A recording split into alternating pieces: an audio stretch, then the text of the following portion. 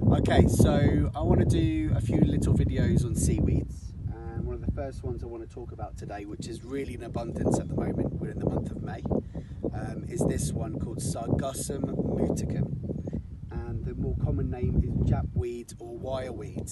So if you can bring the camera a little bit further close down to here, we'll have a look.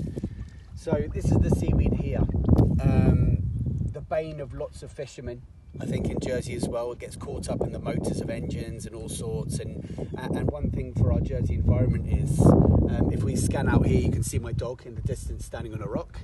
But you can kind of see the surface of this water. Every single little piece you can pretty much see sticking out the water is this particular seaweed. So this seaweed isn't very good for our environment in the way that it, especially in these spring and summer months, it multiplies very, very quickly, grows very, very quickly, and covers all the rock pools around here, and can actually starve light from our own local species, our own endemic species, which is obviously not very good. But the one saving grace with this particular seaweed is we can eat it. So don't feel shy about, picking too much of this particular one, even though there is regulations, by the way, now about licenses for seaweed picking and this, that and the other. So please speak to the local government, the Jersey government, about getting permissions and things like that for picking seaweed. But I'm sure if you mention you come to pick this particular one, they'll be okay with it because it is very invasive.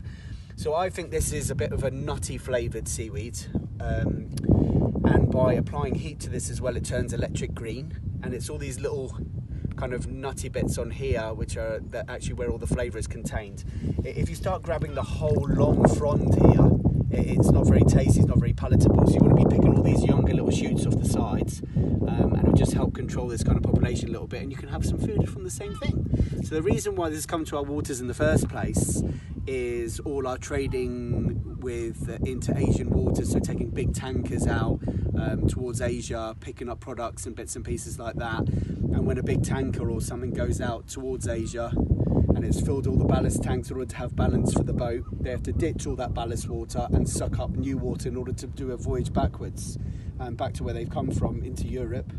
And inevitably things like this, like seaweeds and Asian crabs and things that have now come into our Jersey waters, this is how it gets there from all our trading across the world.